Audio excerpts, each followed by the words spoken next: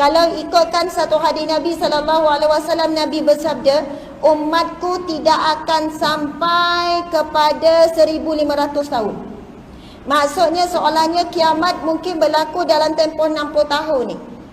Segala bentuk-bentuk tanda-tanda akhir zaman dah keluar dah semua. Tanda-tanda kecil nak berlaku kiamat hampir semua dah keluar. Tunggu tanda-tanda besar saja. Saya teringat dengan satu ceramah Ustaz Wadi Anwar, dia kata, apabila tiba keluar matahari sebelah barat, sekarang ni matahari keluar sebelah timur, betul kan? Ketika itu ramai manusia semua balik ke rumah. Yang lelaki berpusu-pusu pulang ke rumah nak menjalankan tanggungjawab sebagai suami. Masa tu fikir tentang tanggungjawab dia. Masa tu suruh isterinya pakai menutup aurat anaknya sekian. Dan ketika itu para wanita pulang ke rumah dalam keadaan ketakutan. Kemudian mencari-cari mana pakaian yang memenuhi syariat menutup aurat. Tetapi ketika itu Allah tidak terima lagi taubat. Allah tak terima lagi perubahan. Allah tak terima lagi. Kita akan menemui kiamat kecil, iaitu mati, sebelum jumpa kiamat yang besar. Mati bila-bila masa kita tahu, tapi kita tak yakin mati tu bila-bila masa. Kita lebih yakin, bang, minggu depan nak pergi mana? Tahun depan kita nak pergi mana pula? Kita duduk yakin tahun depan hidup lagi. Kadang kita rancang 5 tahun akan datang, 10 tahun akan datang. Sedangkan mati itu bila-bila masa kita tak yakin. Kita sayang untuk meninggalkan pakaian yang kita rasa berbangga dengannya, nak tukar kepada pakaian yang Allah bangga, yang Rasulullah bangga. Kita sayang nak tinggalkan cara hidup yang dibanggakan kepada manusia, nak pergi kepada sebuah kehidupan yang dipuji oleh Allah, dipuji oleh para malaikat, dipuji oleh Rasulullah sallallahu alaihi wasallam.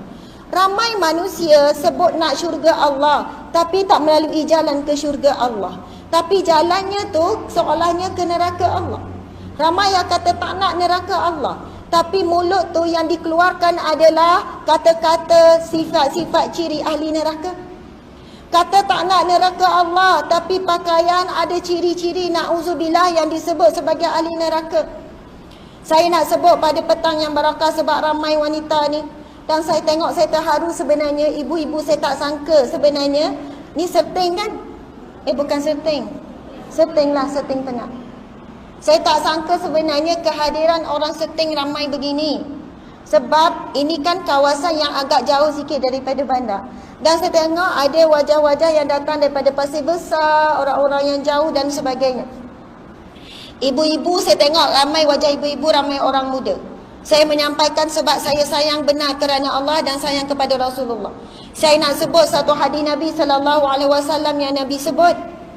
Nabi kata kepada para sahabat, suatu ketika nanti akan tiba suatu keadaan yang kamu tidak pernah tengok lagi. Kamu tak pernah nampak lagi. Sahabat kata, apa dia Rasulullah? Keadaan yang kamu tak nampak, tak berlaku lagi pada zaman Rasulullah. Yang mana dua golongan ini tidak mencium bau syurga. Bukan masuk syurga, tak mencium bau syurga. Sedangkan Rasulullah kata bau syurga itu boleh tercium sejauh 500 tahun perjalanan. Maksudnya wanginya syurga 500 tahun perjalanan dah boleh bau dah. Dia punya dingin, dia punya best, dia punya seronok dah 500 tahun perjalanan. Jauh tu. Tapi dua golongan ini tidak akan mencium bau syurga. Salah satunya Nabi sebut, iaitu wanita, para wanita yang memakai pakaian tetapi telanjang, Nabi kata. Lalu dia memakai bonggol unta seolahnya bonggol unta di kepalanya.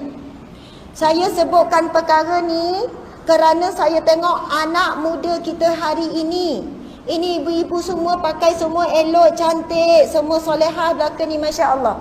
Sejuk mata memandang, saya sendiri pun rasa bahagia sebab kita sedang berkumpul di sini. Tetapi ibu-ibu sekalian, saya nak sebut satu hadis Nabi SAW. Nabi pernah sebut juga, akan tiba suatu ketika nanti Allah menurunkan balanya kepada manusia.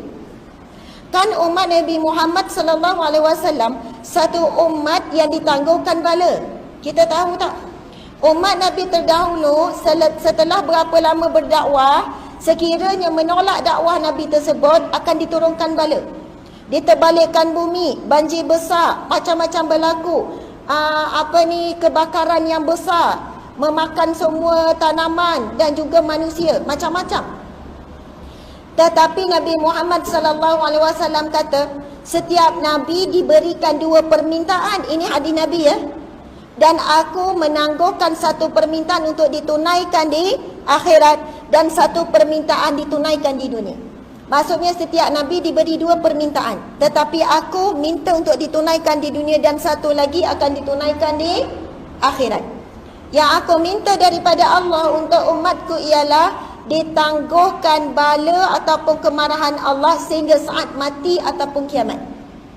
Maksudnya sebab itu kita boleh tengok ada orang 50 tahun hidup, 60 tahun hidup tak semayang, okey je. Sampai umur 50, 60 tak tutup aurat, okey je. Kerja dia menipu orang, okey je.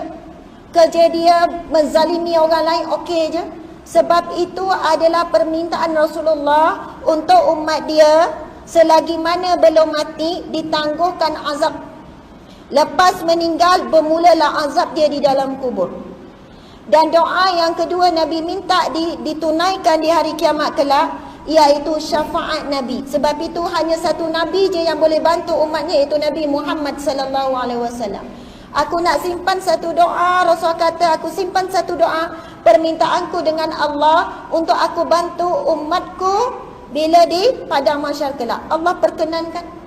Tetapi Rasulullah kata, tapi tiba suatu saat nanti Allah akan menunjukkan kemarahannya, balanya kepada manusia, kepada umatku. Ketika itu sahabat bertanya, ya Rasulullah, sekiranya ada orang soleh ya Rasulullah, kalau ada orang yang salat ya Rasulullah, kalau ada orang alim macam mana, kalau ada orang yang sedang melakukan ibadah zikrullah macam mana, adakah Allah tetap akan turun bala?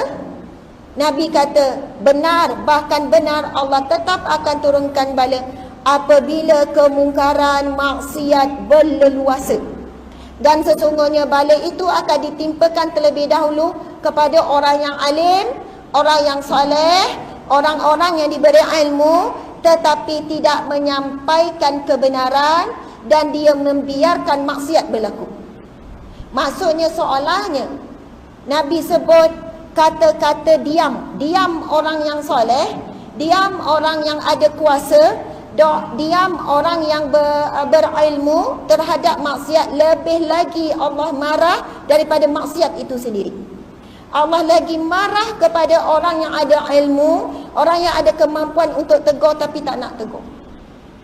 Ibu-ibu sekalian, kadang-kadang bila saya pergi ke pasar-pasar malam contohnya, pergi ke pasar raya contohnya, pergi kedai makan contohnya, saya kadang rasa sedih. Sedih itu kita iringi dengan doa juga. Sedih apa? Kadang kita tengok ibu ni elok dah pakaian, ayah siap pakai kopiah, tapi si anak pula, anak perempuan lah biasanya, pakai seluar ketat, pakai baju adik dia, baju kecil, tudung pula singkat, melilit dekat leher je, nampak dada, lengan pun pendek. Saya terdetik, mak ayah tu tak tegur ke anak? Saya pun bersangka baik, mungkin mak ayah dah tegur, tapi anak zaman sekarang. Tapi saya nak sebut dekat ibu-ibu, bapa-bapa sekalian, walaupun kita cakap anak zaman lani ustazah, tapi anak itu acuan kita ibu-ibu sekalian, acuan kita. Akhirat besok dia akan menuntut daripada kita, ya Allah, ibu dan ayahku ini tidak didikku masa kecil. Saya nak tanya ibu-ibu sekalian, makcik-makcik, wan-wan, ada wan-wan kan, muslimat sekalian. Kalau kita tanam pokok, kita baru tanam, kemudian kita rasa nak alih, kita boleh cabut dengan tangan je, betul tak? Sebab baru tanam.